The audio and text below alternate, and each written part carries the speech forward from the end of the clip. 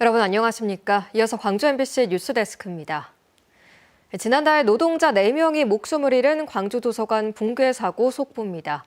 이번 사고는 무너진 도서관 구조물에 지지대가 필요 없는 특허 공법, 그러니까 새로운 기술이 적용된 상황에서 일어났습니다. 경찰도 이 부분을 중점적으로 수사하고 있는데 취재진이 당시 공법 선정 심사 자료를 확인해보니 이 특허 공법의 신기술 평가 항목이 0점이었던 것으로 드러났습니다. 김영찬 기자의 단독 보도입니다. 무너진 도서관 구조물은 48m나 되는 길이에도 하중을 받쳐주는 지지대가 설치되어 있지 않았습니다. 여기는 지주대가 없습니다. 지지대 없이 공사를 할 수 있는 거예요? 그거에 대한 특허로 인해서 공사는 진행했습니다. 당시 광주시는 세르비아 건축가의 넓은 개방감을 강조하는 디자인을 구현하기 위해 지지대가 없는 새로운 공법을 적용하겠다며 업체 심사에 들어갔습니다. 취재진이 당시 공법 심사 자료를 입수했습니다. 2개 업체가 최종 경쟁을 했는데 이번에 사고가 난 도서관에 적용된 공법을 제안한 A업체가 최종 선정됐습니다. 그런데 정량평가 항목인 신기술 점수가 0점이라고 적혀 있습니다. 신기술은 정부가 공법의 안전성과 기술력, 시공 능력 등을 평가해 우수성을 인증해주는 제도인데 아예 점수를 받지 못한 겁니다. 반면 경쟁업체는 신기술에 3점을 받았습니다. 공사 안전과 관련된 신용도 평가에서도 경쟁업체가 앞섰습니다. 그래서 신기술이라든지 또는 기업 신뢰도 측면에서 되게 실제 점수가 높은데 정성평가가 낮다는 것은 사실 이 평가의 공정성이나 또 객관성이나 신뢰성이 좀 의문이 간다.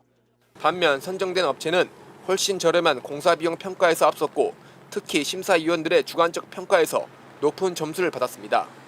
심사위원단은 지역대학 교수와 광주시 공무원들이었습니다. 도서관에 새로운 공법을 쓰는 만큼 정부가 보증하는 신기술이 중요한 항목이었을 텐데 오히려 0점을 받은 업체가 선정된 것에 대해 의혹이 제기되고 있습니다.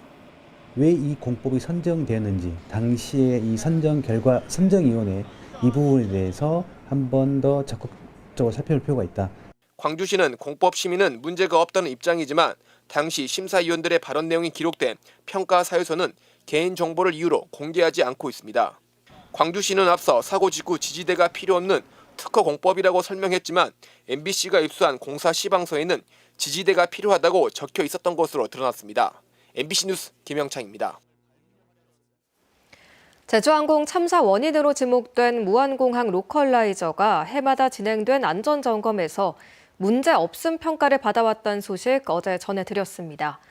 조금 더 확인을 해보니 국토교통부 점검 방식 자체가 국제 기준과는 거리가 멀었습니다.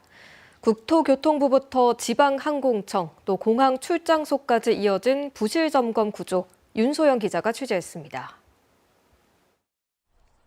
사고 여객기가 충돌한 무한공항 로컬라이저. 두꺼운 콘크리트 구조물이 지면 위로 2m나 솟아있는 형태였습니다.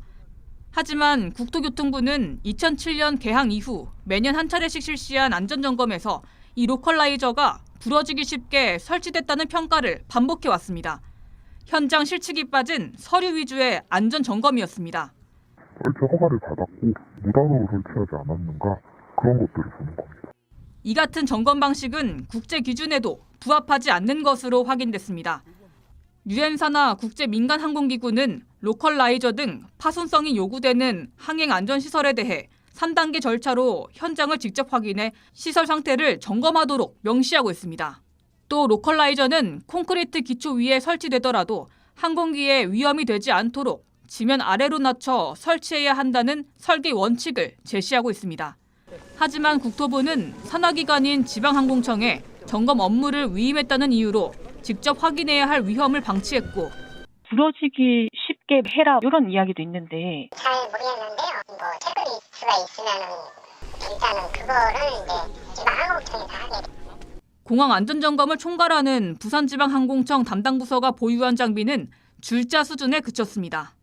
줄자 워킹미터 딱 그런 길이 아니면은 높이 이 정도나 측정을 할 수 있는 거고요. 각 시설별로는 시설 담당자들이 또 있기 때문에 지방항공청에는 연 1회 항행안전시설 점검을 전담하는 별도의 부서가 있었지만 산하 조직인 무한공항 출장소가 진행하는 안전점검을 옆에서 지켜보는 수준에 머물렀습니다. 무안공항 출장소는 방위각 시설이 로컬라이저를 점검하는 장비 6개를 갖추고 있었지만 모두 전파 신호 등 시설의 성능만을 확인하는 장비에 그쳤습니다.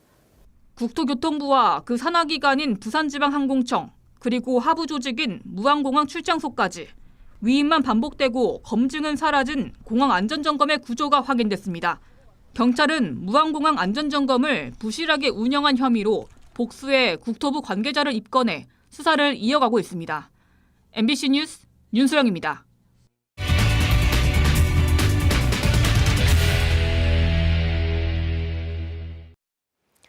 광주와 전남, 전남과 광주, 요즘 이 두 지역의 통합 논의가 뜨거운 감자가 되고 있습니다. 수도권 1급 체제에 대응할 체급을 갖추게 되는 만큼 지역민들에게 어떤 이득이 있는지, 혹시 손해를 보는 건 아닌지 불안감이 드는 것도 사실인데요. 대의만큼이나 지역민에게 통합을 상세히 알리는 일 또한 결코 가볍지 않아 보입니다. 한 걸음 더 집중 취재 천홍희 기자입니다. 광주 전남 행정통합 논의가 시작된 지 일주일 만에 정책 토론회가 열렸습니다. 속도전에만 치중한다는 지적이 나오는 만큼 통합 추진 필요성과 방향을 논의하는 자리였습니다. 산업, 문화, 자치분권 등 사실상 모든 분야에서 서울특별시에 준하는 지위를 갖는 가칭 광주 전남 특별시를 차질 없이 출범시키자는 데 공감대가 형성됐습니다. 속도가 빠른 게 아니라 그동안 미뤄뒀던 숙제를 찬스를 잡아서 추진한다 이렇게 생각이 듭니다. 다만 여전히 논의 과정에서 주민들은 빠져 있습니다. 행정 통합이 이루어졌을 때 나타날 수 있는 갈등과 부작용, 이를 어떻게 해결할지에 대한 설명은 부족한 상황입니다. 오히려 통합에 따른 성과만 강조되는 분위기입니다. 불과 3년 전 광주 전남 연구원이 내놓은 행정통합 보고서에서도 주민 공감대 형성 필요성이 강조돼 있지만 이 보고서는 지금 상황과 맞지 않아 불필요한 오해가 생길 수 있다는 이유로 공개되지 않고 있습니다. 이것 때문에 내용에서 불필요한 오해가 생기는 것 때문에 비공개를 하신다고. 행정통합의 득과 실을 주민들에게 투명하게 공개하고 공감대를 넓히는 과정이 필요하다는 지적이 나옵니다. 국민 참여를 중시하는 이재명 정부의 국정 철학에도 맞지 않는다는 겁니다.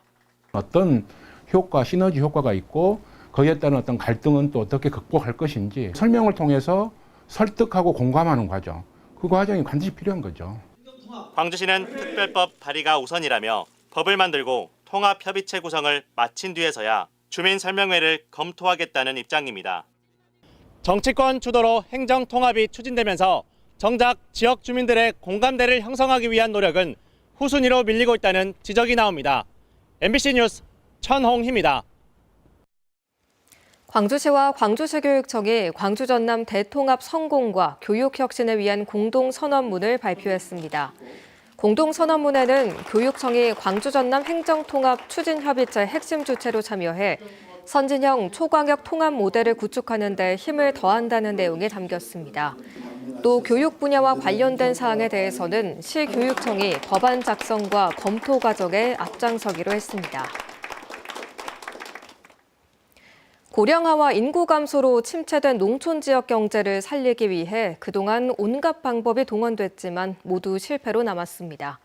그런데 최근 일부 지역에서 가능성을 엿볼 수 있는 조그만 움직임이 일고 있다고 합니다. 도시지역 농협이 농촌 지역 농협에 직접 투자하는 이른바 도농상생 사업인데요. 이재원 기자가 현장에 다녀왔습니다. 이른 아침부터 농민들이 매장을 돌며 비워진 진열대를 다시 채웁니다. 딸기를 비롯해 상추와 고추 등 쉬운 가지가 넘는 야채는 모두 주변에서 수확된 로컬 푸드입니다. 3년 전 직매장이 생기고 난 뒤 진열대를 채우는 일이 주변 농민들에겐 일상이 됐습니다. 용돈도 생기고 이렇게 나오면 손지들 용돈도 주고 그러면 좋더라고요. 모든 거 있으니 좋잖아요. 이렇게. 도시와 농촌을 이어주는 직매장은 도시농협과 농촌농협의 합작으로 탄생했습니다. 전체 투자금 85억 원 가운데 능주농협이 65%를, 서광주농협은 35%를 출자했는데 투자 여력이 부족한 농촌농협을 도시농협이 지원해 상생에 나선 겁니다. 단순히 농촌농협에 물건만 파는 게 아니라 도시농협에서 농협의 가치라든가 협동조합의 가치를 같이 추구하면서 조합원들이 굉장히 자긍심을 느끼고 있습니다. 이 같은 도농 교류는 도시농협 입장에서도 이점이 큽니다. 신용 사업에 치우치고 있다는 비난을 벗어날 수 있는 데다 직매장 운영 방법을 배울 수 있고 안정적인 생산 기반도 확보할 수 있습니다. 또 농촌 지역에 남아도는 쌀 창고는 도시농협의 물류센터로도 활용할 수 있습니다. 판매 유통에 대한 노하우를 또 배울 수도 있고 그런 부분들을 접목을 해서 도시 농협의 그 접목 운영을 할 수 있다 한다 그러면 그 리스크나 이런 부분들을 좀 최소화할 수 있는 또 방법이 있을 수 있고. 지난 2023년부터 지금까지 도농 상생 사업이 추진된 사례는 9곳. 광주와 수원, 서울 지역 농협들이 전남 지역 농협에 모두 260억 원을 투자했습니다. 농협 중앙에도 침체된 농촌 경제의 대안으로 떠오르고 있는 도농 상생 사업이 활성화될 수 있도록 최대 50억 원까지 손실을 보존해주고 있습니다. MBC 뉴스 이재원입니다. 특별법 시행 이후 여순 사건은 역사 왜곡과 편향 인사 등 숱한 논란을 겪어왔습니다. 이런 우여곡절 속에서도 지난해에는 새롭게 보고서 작성 기획단이 구성되는 등 의미 있는 성과도 있었는데요. 하지만 완전한 명예회복까지는 넘어야 할 산이 아직 많습니다. 김단비 기자입니다. 제2기 여순 사건 진상조사 보고서 작성 기획단에 합류한 최간호 순천대 11구 연구소장. 지난해 11월 새 기획단이 출범한 뒤 2차례 회의에 참석했습니다. 기획단은 여순 사건 특별법의 핵심이자 진실 규명 활동의 최종 결과물인 진상조사 보고서 작성을 담당합니다. 하지만 2023년 구성된 1기 기획단은 여순 사건을 반란으로 규정하고 김계리 변호사 등 보수 편향 인사로 논란이 끊이지 않았습니다. 최 소장이 2기 단원으로서 책임감을 더 무겁게 느끼는 이유입니다. 엄중함을 가지고 있는 분위기라고 할까요? 다양하게 11구 사건을 바라볼 수 있는 시각들이 좀 구성되었다라고 생각합니다. 여기에 법무부가 여순 사건 국가배상소송에 대한 모든 상소를 포기하기로 하면서 역사적 전환점을 맞았다는 평가도 나왔습니다. 하지만 여순 사건 희생자와 유족들의 완전한 명예회복까지는 여러 장애물이 남아 있습니다. 중앙위원회 희생자 신고 처리율은 아직도 50%에 머무르고 있습니다. 90일 이내 심사 결과를 통보해야 한다는 특별법 시행령에도 법령이 정한 기한을 넘기며 행정 지연이 이루어지고 있는 겁니다. 조사 인력도 여전히 부족합니다. 진상조사 보고서를 작성하는 실무 직원은 3명뿐, 15명이던 제주 4.3 사건의 조사 인력의 5분의 1 수준에 불과하고 전문위원은 아예 전무합니다. 제주 4.3이 원인이 돼서 여순이 일어났음에도 불구하고 4.3에 대해서는 많은 연구와 그다음에 역사적 평가가 제대로 좀 정립이 돼 있는 반면에 여순에 대해서는 아직도 평가가 희생자와 유족으로 인정받고도 국가배상을 청구하지 못하는 사례도 있습니다. 이를 위해 국가배상 청구권 소멸시효를 없애는 여순사건법 개정안이 국회에 발의됐지만 언제 통과될지는 불투명합니다. 역사 왜곡 논란과 더딘 행정, 법적 한계 속에 명예회복과 진상규명을 기다리는 고령의 유족들의 시간은 오늘도 빠르게 흘러가고 있습니다. MBC 뉴스 김담입니다. 다음은 희망 2016 나눔 캠페인에 성금을 보내주신 분들입니다. 담양군 정철원 군수회 직원 1동이 562만 원을 보내주셨습니다. 어려운 이웃 돕기에 함께해 주셔서 고맙습니다. 광주 우치동물원에 판다가 대여될지 주목받고 있습니다. 이재명 대통령은 지난 5일 시진핑 중국 국가주석과 정상회담에서 판다 한 쌍을 제2호 국가거점 동물원인 광주 우치동물원에 대여해달라고 요청했습니다. 우치동물원은 판다 사육 역량은 충분하지만 현재 판다 사육 시설이 갖춰져 있지 않아서 실제로 판다가 대여될 경우 적절한 시설을 새로 지어야 합니다. 5.18 민주화운동 당시 행방불명자들이 묻힌 것으로 추정되는 안매장지가 추가로 발견돼 광주시가 조사에 착수했습니다. 광주시는 최근 북구 효령동 공동묘지 일대가 안매장 의심 지역으로 신고되면서 해당 부지에 대한 공식 발굴 절차에 착수했다고 밝혔습니다. 이번 조치는 5.18 기념재단이 안매장 관련 진술을 토대로 조사를 이어가는 과정에서 5.18 당시 군인과 민간인의 증언이 효령동 일대에서 일치한 데 따른 겁니다.